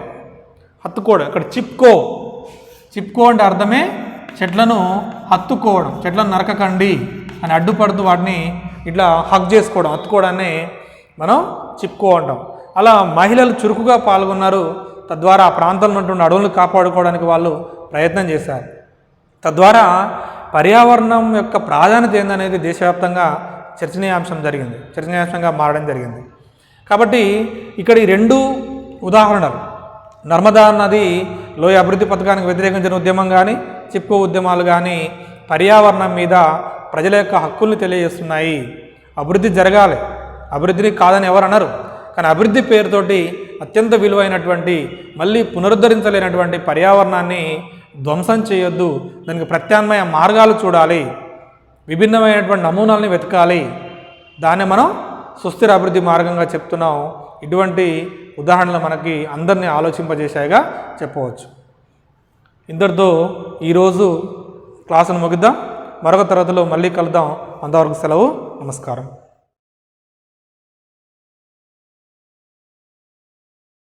డిఓ నల్గొండ ఆన్లైన్ క్లాసులకు స్వాగతం. నా పేరు డి కోటయ్య. నేను జెడ్పీహెచ్ఎస్ కనగల్ పాఠశాలలో స్కూల్ అసిస్టెంట్ సాంఘిక శాస్త్ర ఉపాధ్యాయునిగా పనిచేస్తున్నాను. డియర్ స్టూడెంట్స్, మనం గత తరగతిలో సుస్థిర అభివృద్ధి సమానత అనేటటువంటి పాఠంలో ఉన్నటువంటి పర్యావరణంపై ప్రజల హక్కులు అనేటటువంటి అంశాన్ని చర్చించాం. ఇందులో భాగంగా సర్దార్ సరోవర్ ఆనకట్టకు వ్యతిరేకంగా ఆ ప్రాంతంలో ఉన్నటువంటి ఆదివాసీలు, ముఖ్యంగా బాబా మహాలియ ఆనాటి ముఖ్యమంత్రి రాసినటువంటి ఉత్తరం గురించి చర్చించడం జరిగింది. వాళ్ళ యొక్క హక్కులు ఏంటి అని చర్చించుకున్నాం. దాంతోపాటు చిప్కో ఉద్యమం గురించి కూడా చర్చించడం జరిగింది. ఇక ఈనాటి తరగతిలో సమానతతో కూడినటువంటి సుస్థిర అభివృద్ధి. ఇక్కడ మనం సమానత అని చెప్పుకున్నాం, ఈక్వాలిటీ, అందరికీ సమానంగా. మనం ఈ పాఠంలోనే మొదటి భాగంలో చర్చించుకున్నాం. అభివృద్ధి జరుగుతూ ఉంది, కానీ అభివృద్ధి అనేది, అభివృద్ధి ఫలాలు అనేవి కొద్దిమంది చేతిలోకి వెళ్ళిపోతున్నాయని చెప్పుకోవడం జరిగింది. అలా కాకుండా దేశంలో ఉన్నటువంటి ప్రజలందరికీ సమానమైనటువంటి అభివృద్ధి ఎలా చేయవచ్చో కొన్ని ఉదాహరణలు మనం చూద్దాం. ఇక్కడ మొట్టమొదటి నుంచి మన అభివృద్ధి గురించి ఆలోచించే వాళ్ళు కావచ్చు, లేదా విధానపరమైనటువంటి నిర్ణయాలు తీసుకునే వాళ్ళు కావచ్చు, పర్యావరణాన్ని నిర్లక్ష్యం చేయడం జరిగింది అని చెప్పుకోవచ్చు. వీళ్లకు ఎంతసేపు ఉన్నా కానీ అభివృద్ధి గురించి ఆరాటమే తప్ప పర్యావరణం గురించి ఆలోచన అనేది లేదు అని చెప్పవచ్చు. ముందు అభివృద్ధి చెందాలి, దేశం అభివృద్ధి చెందాలి అని ఆలోచించారు, కానీ దానివల్ల పర్యావరణం జరిగేటటువంటి ముప్పుని, నష్టాన్ని వీళ్ళు ఏమాత్రం పట్టించుకోలేదు. ఉదాహరణకు భారతదేశాన్ని తీసుకుందాం. మరి భారతదేశం అనేది అభివృద్ధి చెందుతూ ఉన్న దేశం. భారతదేశంలో పేదరికం ఎక్కువగా ఉంది. మరి పేదరికాన్ని తగ్గించాలన్నా, ప్రజల యొక్క జీవన ప్రమాణాలని పెంచాలి అన్నా కానీ అభివృద్ధి జరగాలి. అభివృద్ధి అంటే ఏ అభివృద్ధి? ఆర్థిక రంగంలో ఉన్నటువంటి 3 రంగాలు: వ్యవసాయ రంగం, పారిశ్రామిక రంగం, సేవా రంగం. వ్యవసాయ రంగాన్ని తీసుకుందాం. వ్యవసాయ రంగ అభివృద్ధి అంటే ఏంది? ఆహార ధాన్య ఉత్పత్తి పెంచాలి. ఉత్పత్తి పెంచాలంటే ఏం చేశారని చెప్పుకున్నాం ఇంతకుముందు తరగతిలో. అధిక దిగుబడి విత్తనాలతో పాటు విపరీతంగా రసాయనిక ఎరువులు, పురుగు మందులను చల్లడం జరిగింది. ఆహార ధాన్య ఉత్పత్తి జరిగింది, కానీ పర్యావరణ నష్టం కూడా జరిగిందని చెప్పుకున్నాం. మరోవైపు పారిశ్రామిక ఉత్పత్తి, పరిశ్రమలు ఎక్కువగా అభివృద్ధి జరగాలి, ఎక్కువ మొత్తంలో స్థాపించాలి, ప్రజలకు ఉద్యోగాలు కల్పించబడాలి, ఆదాయాలు పెరగాలని ఆలోచించారు. ఇందులో తప్పులేదు. కానీ ఇలా ఆలోచించడం వల్ల వీళ్ళు పర్యావరణం జరిగేటటువంటి ముప్పుని మాత్రం పరిగణలోకి తీసుకోలేదు. ఇంకా పైగా చెప్పినటువంటి అంశం ఏంటంటే, ఇప్పటి వరకు ప్రపంచంలో అభివృద్ధి చెందిన దేశాలన్నీ కూడా ఇలానే అభివృద్ధి చెందాయి. పర్యావరణం అనేది ఖచ్చితంగా కొంత ధ్వంసం అవుతుంది, నాశనం అవుతుంది. అభివృద్ధి కోసం ఈ మాత్రం పర్యావరణం త్యాగం చేయాల్సిందే, ఈ మాత్రం నష్టపోవాల్సిందే అని దానికి మళ్ళీ వాళ్ళు అంటే దాన్ని సమర్థించడం జరిగింది. అంటే అభివృద్ధి వల్ల పర్యావరణం జరిగినటువంటి నష్టం ఏతుందో దాన్ని సమర్థించడం జరిగింది. మనమే కాదు, అభివృద్ధి చెందిన దేశాలు ఇలాగే చేశాయని ఇలా చెప్పుకుపోతూ జరిగింది. మరి ఇలా చేయడం వల్ల పర్యావరణానికి జరిగే నష్టం తిరిగి పునరుద్ధరించబడుతుందా అనేది మనం ఇక్కడ ఆలోచించాలి. మనకు పర్యావరణానికి ఉన్నటువంటి ఒక విధి, శుద్ధి చేసే విధి ఉందని చెప్తున్నాం. శుద్ధి చేసే విధి ఉంది, కానీ కొంతవరకు మాత్రమే శుద్ధి చేయగలుగుతుంది. మోతాదు మించితే ఏమవుతుంది? మనకు జ్వరం వస్తే డాక్టర్ ఒక పారాసిటమాల్ ట్యాబ్లెట్ వేసుకోమని చెప్తాడు. మన బాడీని బట్టి కూడా దాని డోస్ రాస్తారు, ఎంజీ రాస్తారు. ఒకటి వేసుకుంటే తగ్గుతుంది. తొందరగా తగ్గాలని 2-3 వేసుకుంటే ఏమవుతుంది? చివరికి మనిషే లేకుండా పోయే ప్రమాదం అనేది ఉంటుంది. కాబట్టి పర్యావరణానికి ఉన్నటువంటి శుద్ధి చేసే విధికి ఒక లిమిట్ ఉంది. ఆ లిమిట్ వరకు ఓకే, మనం వేదలేటటువంటి వ్యర్థాలు కానీ, కాలుష్యం కానీ, మిగిలిన ఆహార ఉత్పత్తులు కానీ వీటిని తనలో కలుపుకుంటుంది. ఆ మోతాదు మించితే, ఆ పరిమితి మించితే పర్యావరణం తనకు తాను దూరమైపోతుంది, తనకు తాను నాశనమైపోతుంది. మన అభివృద్ధి ప్రదాతలు, అభివృద్ధిని కోరుకునే వాళ్ళు చెప్పినట్టుగా పర్యావరణం తనకు తాను ఎప్పటికీ కూడా ప్యూరిఫై కాదు. కాబట్టి ఇటువంటి ఈ విధానంలో ప్రధానమైన లోపం ఇదే అని చెప్పవచ్చు. వీళ్ళు ఇంకా చెప్పింది ఏంటంటే, ముందు అభివృద్ధి జరగాలి. అభివృద్ధి జరిగిన తర్వాత మన దగ్గర డబ్బులు ఉంటాయి, ఆదాయం ఉంటుంది. ఆ డబ్బుల్ని పెట్టి మళ్ళీ ఏం చేయొచ్చు అంటే, మనం గాలి ఉంటే గాలిని ప్యూరిఫై చేయొచ్చు, నీటిని ప్యూరిఫై చేయొచ్చు అని చెప్పడం జరిగింది. ఈరోజు గాలిని ప్యూరిఫై చేయగలుగుతున్నామా? మరి నిన్న మనం చూడవచ్చు, ఢిల్లీ లాంటి ప్రాంతాల్లో మోతాదు మించి గాలిలో ధూళికణాలు ఉండడం వల్ల ప్రజలు తీవ్రమైన ఇబ్బందులు పడుతున్నారని చూడవచ్చు.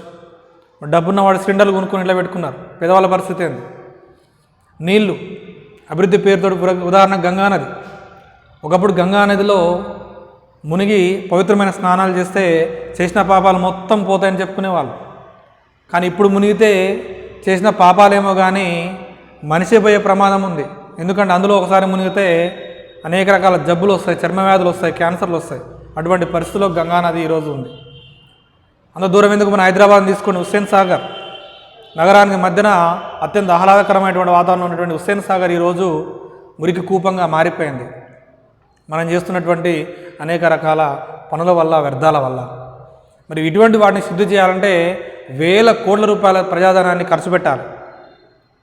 శుద్ధి చేయడమే కాదు, దీన్ని కొనసాగించాలి. మళ్ళీ కాలుష్య భయం కాకుండా కొనసాగించాలి. ఇది సాధ్యమయ్యే పనేనా? ఆ డబ్బులు ఎక్కడి నుంచి వస్తాయి? మంచినీళ్ళు చూడండి. ఈరోజు ఒకప్పుడు మేము చిన్నగా ఉన్నప్పుడు పశువుల దగ్గరికి పోతే ఎక్కడైనా సెల్మల్లో నీళ్ళు తాగేవాళ్ళం. ఇప్పటిలాగా వాటర్ బాటిల్ పట్టుకొని పోయేటటువంటి పద్ధతి తెలియదు. కానీ ఈరోజు అలా తాగలుగుతామా? మొత్తం అన్నీ ఎక్కడైనా ఆ ప్రాంతాల్లో ఉన్నటువంటి నీటిలో ఈరోజు రసాయనిక అవశేషాలు ఉన్నాయని చెప్పుకున్నాం మనం. మరి అందరూ నీటిని కొనుక్కొని తాగుతున్నారు ఈరోజు. ముఖ్యంగా ధనవంతులు అయితే మనం చూడవచ్చు, కొంతమంది సెలబ్రిటీలు 1 లీటర్కి 5,000, 6,000 రూపాయలు ఖర్చు పెట్టి నీటిని కొనుక్కొని తాగుతున్నారు. మరి ఒక పేదవాడు అలా కొనుక్కోగలడా? అంతెందుకు బస్టాండ్లో ఉన్నటువంటి నీటినే కొనుక్కొని తాగే పరిస్థితి లేదు.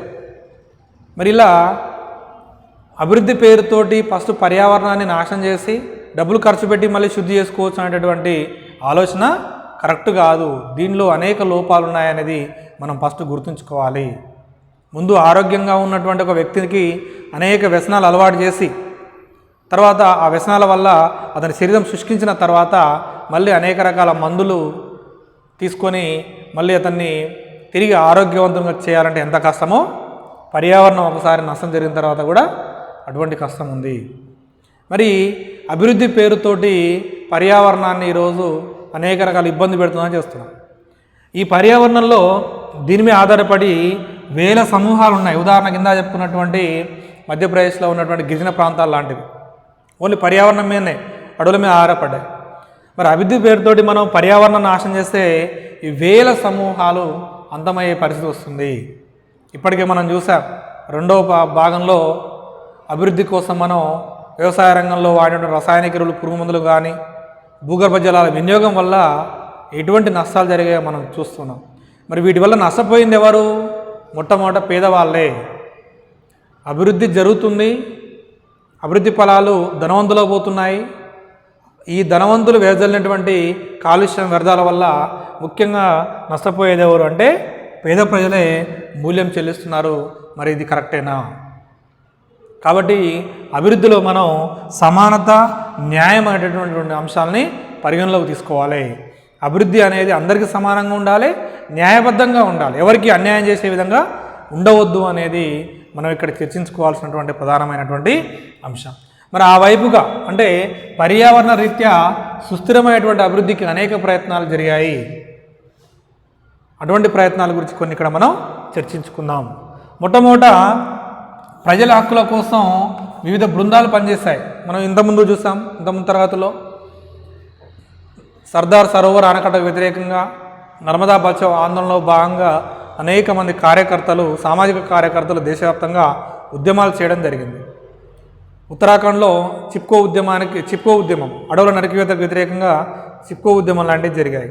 కాబట్టి ప్రజలు అభివృద్ధి పేరుతోటి పర్యావరణానికి జరిగే నష్టాన్ని గ్రహించి అటువంటి అభివృద్ధి వద్దు, అందరికీ మేలు చేసే, అందరికీ సమాధానం చేకూర్చే, అందరికీ న్యాయం చేకూర్చే అభివృద్ధి కావాలని అనేక ఉద్యమాలు చేస్తూనే ఉన్నారు. దేశవ్యాప్తంగా మనం ఈరోజు చూస్తూనే ఉన్నాం. ఇక పర్యావరణాన్ని కాపాడడం కోసం న్యాయస్థానాలు కూడా తమ వంతు పాత్రను పోషించాయి. ఉదాహరణకు భారతదేశాన్ని తీసుకున్నాం. భారతదేశంలో ఉన్నటువంటి సుప్రీంకోర్టు ప్రజల యొక్క ప్రాథమిక హక్కుల గురించి, ముఖ్యంగా పర్యావరణానికి జరిగే నష్టం వల్ల పేదవాళ్ళు పడేటటువంటి బాధలను గురించి అనేక రకాల తీర్పులు ఇవ్వడం జరిగింది. ఉదాహరణకి భారత రాజ్యాంగంలో ఉన్నటువంటి ఆర్టికల్ 21 మనకు జీవించే హక్కును తెలియజేస్తుంది. దేశంలో ఉన్న ప్రతి వ్యక్తి జీవించే హక్కును కలిగి ఉన్నాడు. మరి జీవించాలంటే ఏం కావాలి? ఇతనికి ఆహారం కావాలి, గృహం కావాలి, వస్త్రం కావాలని చెప్పుకున్నాం. ఇక్కడ ఆహారం తీసుకుంటే ప్రతి వ్యక్తికి శుభ్రమైనటువంటి తాగునీరు, శుభ్రమైనటువంటి గాలి అందించాల్సిన బాధ్యత ప్రభుత్వాలదని చెప్పడం జరిగింది. ఇందా చెప్పుకున్నాగా మనం, పర్యావరణం కనుక నష్టపోతే అందులో నష్టపోయే వాళ్ళు అంటే పేదవాళ్ళు నష్టపోతున్నారు, ధనికులకు ఏం కావట్లేదు. కాబట్టి ఇటువంటి వాళ్ళు కూడా, పేదవాళ్ళకు కూడా జీవించే హక్కు ఉంటుంది. వాళ్లకు శుభ్రమైనటువంటి తాగునీరు, శుభ్రమైనటువంటి గాలి అందించాల్సిన బాధ్యత ప్రభుత్వాందే అని సుప్రీంకోర్టు అనేక సార్లు తీర్పులు ఇవ్వడం జరిగింది. తద్వారా ప్రభుత్వం అనేక రకాల చర్యలను కూడా చేపట్టడం జరిగింది.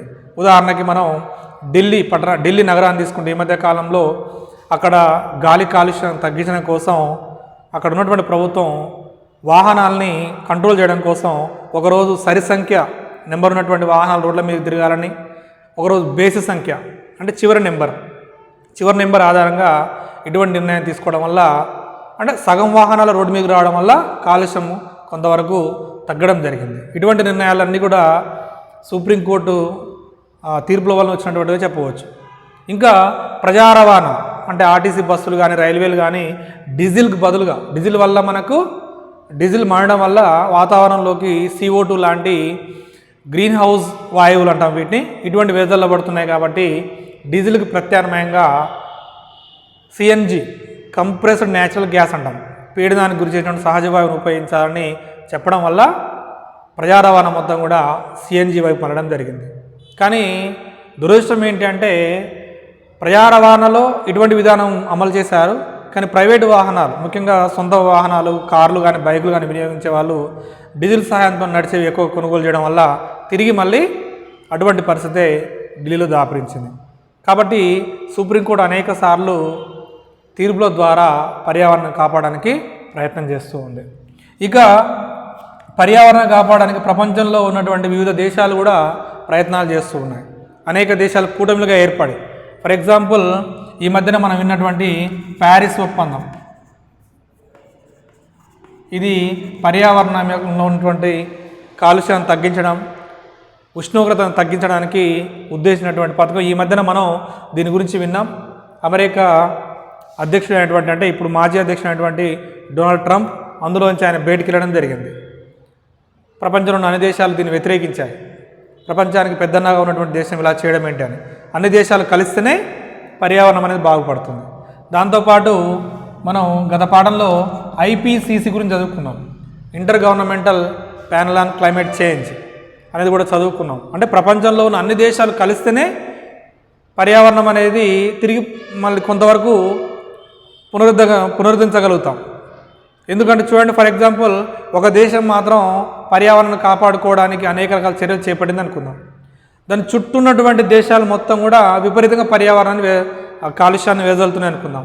అప్పుడు ఏమవుతుంది? ఈ ఒక్క దేశం చేసినటువంటి ప్రయత్నం అనేది శూన్యం అవుతుంది. అలా కాకుండా అన్ని దేశాలు ఒక ఒప్పందం చేసుకొని అన్నీ కనుక దానికి కట్టుబడి ఉంటేనే పర్యావరణం అనేది కాపాడబడుతుంది. దానికోసం అనేక ప్రయత్నాలు జరుగుతున్నాయి. ఇవన్నీ విజయవంతం కావాలని మనం కోరుకుందాం.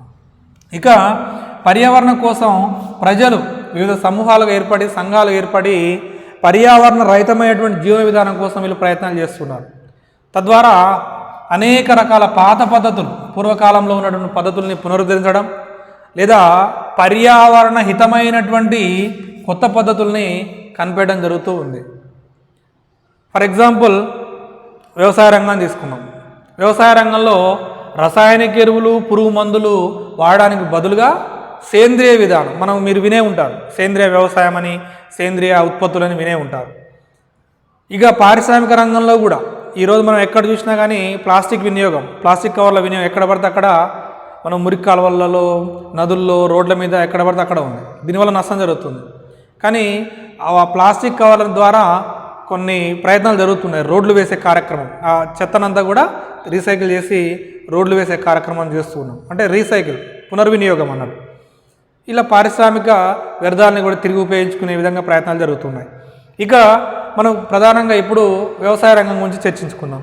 వ్యవసాయ రంగంలో సేంద్రియ విధానం, మీరందరూ ఇంతకుముందే ఈ సేంద్రియ విధానం గురించి వినే ఉంటారు. సేంద్రియ వ్యవసాయం అంటే ఏంది? ఇందులో ముఖ్యంగా రసాయనిక ఎరువులు కానీ, రసాయనిక పురుగు మందులు కానీ ఉపయోగించరు. దీనికి బదులుగా పర్యావరణానికి మేలు చేసే లేదా పర్యావరణానికి కీడు చేయనటువంటి వస్తువులు మాత్రమే ఉపయోగిస్తారు. అనేక రకాల పద్ధతులు ఇందులో అనుసరిస్తారు. ఫర్ ఎగ్జాంపుల్ మొట్టమొదటిది పంట మార్పిడి విధానం. మనం ఎప్పుడు ఒకే పంట వేసుకుంటూ పోతే భూమిలో ఉన్నటువంటి ఒకే రకమైన పోషకాలు మొత్తం అంతరించిపోతాయి. అలా కాకుండా ఒక పంట వేసిన, ఫర్ ఎగ్జాంపుల్ ఈ సంవత్సరం వరి వేస్తే వచ్చే సంవత్సరం వచ్చే పంట వేరే పంట వేస్తూ ఇట్లా పంట మార్పిడి విధానం కనుక అనుసరించినట్లయితే తిరిగి భూమి పోషకాలని గ్రహించగలుగుతుంది. తద్వారా పంటలు బాగా పండుతాయి. ఇక రెండోది పెంటపోగు విధానం. పెంటపోగు విధానం అంటే ఏంది? రసాయనిక ఎరువులు, పురుగు మందుకు బదులుగా పశువుల ద్వారా వచ్చినటువంటి ఎరువును వాడడం, పశువుల పేడని ఎరువుగా ఉపయోగించడాన్ని మనం పెంటపోగు విధానం అంటాం. ఇది చాలా పరిశుభ్రమైనదిగా చెప్పవచ్చు, పర్యావరణ హితమైనదిగా మనం చెప్పవచ్చు. తర్వాత పురుగుల జైవిక నియంత్రణ. ఇక్కడ రసాయనిక ఎరువుకు బదులేమో పశువుల ద్వారా వచ్చినటువంటి సేంద్రియ ఎరువుని వాడడం, లేకపోతే ఇండ్లలో ఉన్నటువంటి మనం కూరగాయల ద్వారా వచ్చినటువంటి కంపోస్ట్ లాంటివి వాడడం. తర్వాత పురుగు మందుల్ని వాడడానికి బదులుగా ఆ పురుగుల్ని జైవిక నియంత్రణ అంటే వాటిని ప్రత్యామ్నాయ పద్ధతుల ద్వారా ఆ పురుగులు లేకుండా చేయడం. ఫర్ ఎగ్జాంపుల్ కొన్ని రకాల పక్షులు, సాలీళ్ళు అంటే సాలి పురుగులు, కొన్ని రకాల పురుగులు అంటే రైతుకు మేలు చేసే పురుగుల్ని ప్రోత్సహించడం అన్నట్టు. మనం చూడదు, రసాయనిక ఎరువులు ఎప్పుడైతే వాడామో, రసాయనిక క్రిమిసంహారక మందులు ఎప్పుడైతే వాడామో మంచి పురుగులు చనిపోతున్నాయి, చెడు పురుగులు చనిపోతున్నాయి. ఆ పురుగులు తిన్నటువంటి పక్షులు కూడా చనిపోతున్నాయి. వాస్తవానికి పక్షులు రైతన్నకు చాలా మేలు చేస్తాయి. పంటల మీద వాలి ఆ పురుగులు ఏవైతే ఉన్నాయో వాటిని ఆహారంగా తీసుకొని రైతుకు మేలు చేస్తాయి. భూమిలో ఉన్నటువంటి వానపాములు సహజంగా మిత్రులుగా ఉండేవి ఒకప్పుడు. ఈ రసాయనిక ఎరువుల ప్రభావం వల్ల, పురుగు మందుల ప్రభావం వల్ల ఆ వానపాములు కూడా చనిపోతున్నాయి. కాబట్టి అటువంటి వాటిని ప్రోత్సహించడం, దాన్ని మనం పక్షులని, పురుగులని అంటే రైతుకు మేలు చేసే పురుగుల్ని వాడడం ద్వారా సహజసిద్ధంగానే రైతుకి కీడు చేసేటువంటి పురుగుల్ని నివారించడం. ఇక రెండోది భూమిలో ఉన్నటువంటి పోషకాలని పంటకు అందించేటువంటి కొన్ని మంచి బ్యాక్టీరియా ఉంటాయి. రైతుకి మేలు చేసేటటువంటి బ్యాక్టీరియా లేదా సూక్ష్మక్రిములు. For example rhizobium, అజరోబ్యాక్టీరియా.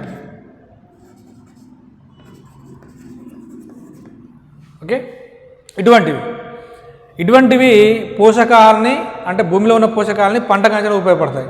ఇటువంటి వాటిని ప్రోత్సహించడం. ఇక తర్వాత ఒకేసారి అనేక పంటల్ని వేయడం. ఓకే, అంటే రైతుకు ఒక 4-5 ఎకరాల భూమి ఉందనుకోండి, అందులో 4-5 రకాల పంటలు వేయడం ఒకేసారి. తద్వారా ఏమవుతుందంటే ఒక పంట దెబ్బతిన్నా కానీ మిగిలిన పంటలు చేతికి వస్తాయి. అదేవిధంగా ఈ పురుగులు మనం అందరం గ్రామంలో ఉన్న ప్రజలందరూ ఒకే పంట వేసిననుకోండి, చీడపీడలు కానీ తెగులు కానీ పురుగులు కానీ పడితే అందరి పొలాలకు విస్తరిస్తాయి.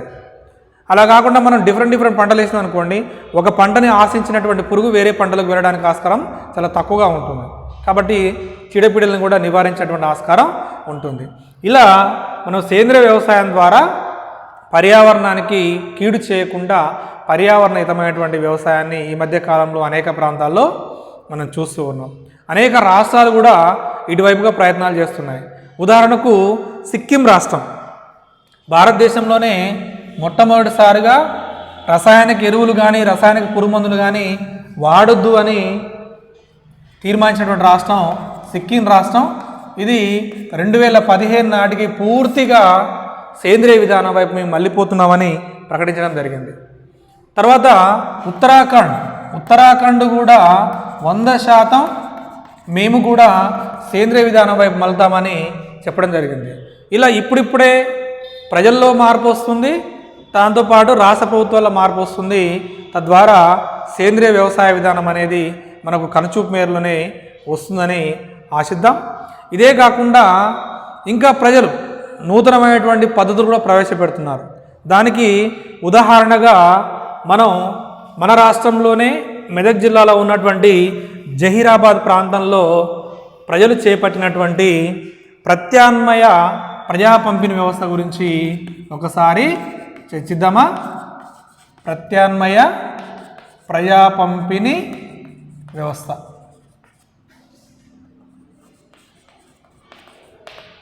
ఇంతకుముందు మనం ప్రజా పంపిణీ వ్యవస్థ గురించి చదువుకున్నాం, దాన్ని పీడిఎస్ అన్నాం.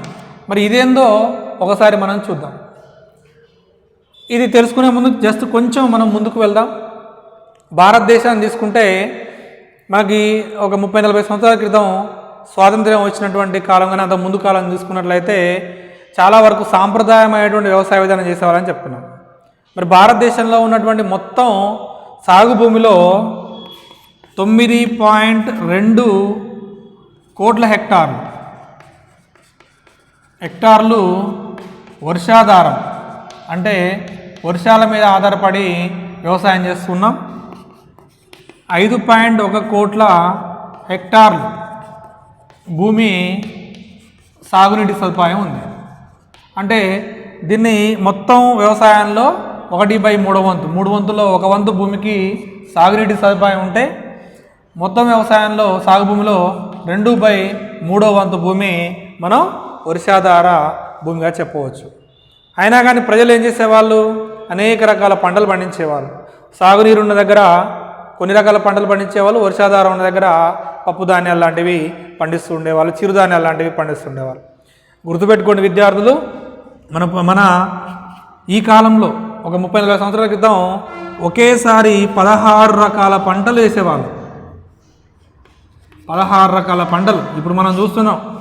వరి లేకపోతే పత్తి ఇట్లా 1-2 రకాలు చూస్తున్నాం. కానీ రైతులు ఒకేసారి 16 రకాల పంటలు వేసేవాళ్ళు. వరి, గోధుమ, మొక్కజొన్న, రాగులు, సజ్జలు, చిరుధాన్యాలన్నీ వేసేవాళ్ళు అన్నమాట. దీనివల్ల ఉపయోగం ఏంటిది అంటే మొట్టమొదట వీటి యొక్క పంట కాలాలు వేరుగా ఉంటాయి. అంటే ఒక పంట 2 నెలలకు చేతికొస్తే ఒక పంట, 3 నెలలకు చేతికొస్తే ఒక పంట, 4 నెలలకు చేతికొస్తే ఇట్లా పంట కాలాలు వేరువేరుగా ఉండడం వల్ల ప్రజలకు ఎక్కువ కాలం పని దొరికేది. దాంతోపాటు అనేక రకాల ఆహార పదార్థాలు అందుబాటులో ఉండేవి. ఒకవేళ ఏదైనా పంట దెబ్బతిన్నా కానీ మిగిలిన పంటలు చేతికొచ్చేవి. తద్వారా రైతులు నష్టపోవడం చాలా తక్కువగా ఉండేది. ఇది మనకు స్వాతంత్రం వచ్చినటువంటి మూమెంట్లో కానీ అంతకుముందు ఉన్నటువంటి పరిస్థితి. కానీ వ్యవసాయ ఉత్పత్తి పెంచాలనే ఉద్దేశంతో ప్రభుత్వం 1966లో అర్థ విప్లవం తీసుకురావడం జరిగింది. అసలు ఈ అర్థ విప్లవం యొక్క ముఖ్య ఉద్దేశం ఏంటిది? వెరీ గుడ్, వ్యవసాయ ఉత్పత్తిని పెంచడం, ఆహార ఉత్పత్తిని పెంచడం. దానిలో భాగంగా ముఖ్యంగా వరి, గోధుమ లాంటి పంటలను ఎక్కువ ప్రోత్సహించింది ప్రభుత్వం హరిత విప్లవంలో భాగంగా. ఈ 2 పంటలని ప్రోత్సహించడం, మిగిలిన పంటలు చిరుధాన్యాలు చెప్పుకున్నటువంటి వాటిని పెద్దగా ప్రోత్సహించకపోవడంతో రైతులందరూ కూడా వాటిని వదిలేసి ఈ పంటల్ని పండించడం మొదలుపెట్టారు. మరి ఈ వరి గోధుమ పండాలంటే నీళ్ళు ఎక్కువ కావాలి, సాగునీళ్ళు ఉపయోగించుకోవాలి. దానికోసం విపరీతంగా బోర్లు వేయడం జరిగింది. అట్లా భూగర్భ జలాన్ని వినియోగిస్తూ 2 పంటలే పండించారు, మిగిలిన పంటల్ని పక్కకేసారు. కాబట్టి రాను చిరుధాన్యాలు లేకుండా పోయాయి. తద్వారా మనకు తెలియకుండా అనేక రకాల నష్టాలు జరిగాయి. మనం ఇంతకుముందు పాఠాలు చదువుకున్నాం. అంటే మనల్ని పరిపాలించినటువంటి బ్రిటిష్ వాళ్ళ యొక్క వైఖరి కూడా దీనికి కారణం అని చెప్పుకున్నాం. చిరుధాన్యాలు అనేవి తక్కువ పోషకాలు ఉన్నాయని తృణధాన్యాలను తృణంగా తీసేయడం జరిగింది వాళ్ళు, కానీ అది వాస్తవానికి తప్పు. రాను ఈ జహీరాబాద్ ప్రాంతంలో ఉన్నటువంటి మహిళలు, ముఖ్యంగా మహిళలు 2000 సంవత్సరంలో ఒక మీటింగ్ పెట్టుకొని అసలు మన సంస్కృతి ఏంది, మన ఆహార ధాన్యాలు ఎలా ఉండేవి, మన పూర్వీకుల యొక్క ఆహారపు అలవాట్లు ఎలా ఉండేవి, మరి మనం ఎలా ఈరోజు తింటున్నామని వాళ్ళు చర్చించుకోవడం జరిగింది. అంతేకాకుండా ఈరోజు మనం తింటున్నటువంటి వరి అంటే బియ్యం అనేవి చాలా తక్కువ పోషకాలు ఉన్నటువంటి ఆహారంగా చెప్పవచ్చు చిరుధాన్యాలతో పోలిస్తే. సజ్జలు, జొన్నలు, మొక్కజొన్నలు లాంటి వాటితో పోలిస్తే తక్కువ పోషక విలువలు ఉన్నటువంటి ఆహారం బియ్యం. మరి తింటున్నాం, ఈరోజు అనేక జబ్బులకు మనం కారణం అవుతున్నాం. కాబట్టి మనం ఏం చేయాలంటే మన పూర్వీకులు ఏదైతే పంటలు పండించారో అటువంటి విధానం వైపు మనం వెళ్ళాలి అని ఆలోచించుకోవడం జరిగింది. వీళ్ళకు సహాయంగా దక్కన్ డెవలప్మెంట్ సొసైటీ వాళ్ళు, డిడిఎస్ అంటాం, వీళ్ళకి కావాల్సినటువంటి సహాయాన్ని అందించడానికి ముందుకు రావడం జరిగింది. తద్వారా వరి గోధుమలకు బదులుగా వర్షాధార ప్రాంతాలు ఏవైతే ఉన్నాయో, మెట్ట ప్రాంతాలు ఏవైతే ఉన్నాయో ఆ ప్రాంతాల్లో వరికి బదులుగా జొన్న, సజ్జలు, రాగులు, ఈ మిటికెలు, అవిసెలు ఇటువంటి చిరుధాన్యాలను పండించడం మొదలుపెట్టారు. తద్వారా ఇవి వాస్తవానికి ఇప్పుడు ఈ చిరుధాన్యాలు చాలా మొండి రకమైనటువంటి పంటలు చెప్పవచ్చు. ఈజీగా చీడపీడలను తట్టుకుంటాయి, పైగా తక్కువ నీళ్లు కావాలి. తద్వారా విపరీతంగా ఆ ప్రాంతంలో మంచి దిగుబడి అనేది రావడం జరిగింది. తద్వారా బియ్యం యొక్క వినియోగాన్ని తగ్గించి వీటిని ఉపయోగించడం జరిగింది. తద్వారా పోషకాహాలు అందడం, ఆరోగ్యంగా మారడం, ఇటువంటి అనేక రకాల ప్రయోజనాలను వాళ్ళు చూడడం జరిగింది. పైగా ఇంకొక నూతన విధానం, ఆ ప్రాంతంలోనే వీళ్ళు గ్రామీణ లేదా ప్రజా ధాన్య బ్యాంకులు, అంటే వీటిని బయటికి అమ్మకుండా ఏ గ్రామంలో పండించిన ధాన్యాలు ఆ గ్రామంలోనే ఒక బ్యాంకు ఏర్పాటు చేసుకొని, మనం ఎట్లయితే పీడిఎస్ ద్వారా ప్రజా పంపిణీ వ్యవస్థ ద్వారా ప్రభుత్వం భిన్నమైనటువంటి రేషన్ కార్డులు ఇచ్చి ఎట్లయితే ఆహార ధాన్యం సప్లై చేస్తుందో, వీళ్ళు కూడా అటువంటివి ఆ గ్రామంలో ఉన్న ప్రజలకు ఇచ్చి తక్కువ ధరకి, సబ్సిడీ ధరకే ఈ మంచి పోషక విలువలు ఉన్నటువంటి ఆహార ధాన్యాల్ని, చిరుధాన్యాలని అందిస్తూ వాళ్ళ యొక్క సంస్కృతిని కాపాడుకున్నారు, పర్యావరణాన్ని కాపాడుకున్నారు. భూగర్భ జలాలు ముఖ్యంగా తక్కువ నీటిని ఉపయోగించి ఎక్కువ పంటలు పండిస్తూ ప్రజా పంపిణీ వ్యవస్థ, నూతన లేదా ప్రత్యామ్నాయ ప్రజా పంపిణీ వ్యవస్థను ముందుకు తీసుకొచ్చారు. అంటే వీటన్నింటి కనుక మనం చూస్తే అభివృద్ధిని ఎలా చేయొచ్చు, ప్రత్యామ్నాయ విధానం ద్వారా పర్యావరణానికి ఎటువంటి నష్టం జరగకుండానే అభివృద్ధిని సాధించవచ్చు అని ఈ ప్రజలు నిరూపించారు. డియర్ స్టూడెంట్స్, మొత్తం మీద మనం సుస్థిర అభివృద్ధి, సమానత అటువంటి పాఠం గురించి ఈ 3 భాగాల్లో తెలుసుకున్నాం. మరి దేశంలో ఉన్నటువంటి పేదల యొక్క జీవన ప్రమాణాన్ని పెంచాలన్నా, పేదరికం తగ్గాలన్నా కానీ అభివృద్ధి జరగాలి. కానీ ఆ అభివృద్ధి అనేది సుస్థిర అభివృద్ధి అయి ఉండాలి. మరోసారి చెప్పండి, సుస్థిర అభివృద్ధి అంటే నిర్వచనం ఏంటి? Very good. అభివృద్ధి అంటే, సుస్థిర అభివృద్ధి అంటే ప్రస్తుత తరం వాళ్ళు, భవిష్యత్ తరాల వాళ్ళు పర్యావరణాన్ని దెబ్బతినకుండా ఉపయోగించుకునే విధానాన్ని సుస్థిర అభివృద్ధి అంటాము. కాబట్టి సుస్థిర అభివృద్ధి జరగాలి, అభివృద్ధి ఫలాలు సమానత అంటే సమానంగా అందరికి న్యాయబద్ధంగా ఉండాలి, ఏ కొద్ది మందికో కాకుండా ఉండాలి అనేది ఈ పాఠం యొక్క ఉద్దేశం. స్టూడెంట్స్, ఈ పాఠం అర్థమైందని నేను అనుకుంటున్నాను. ఈ పాఠం చివరన ఉన్నటువంటి ప్రశ్నలకు మీ నోటు పుస్తకంలో జవాబులు రాసి మీ తరగతి ఉపాధ్యాయునికి చూపించండి. ఇంతటితో ఈ తరగతిని ముగిస్తున్నాను. మరొక పాఠంతో మరో తరగతిలో కలుసుకుందాం. అంతవరకు సెలవు. నమస్కారం.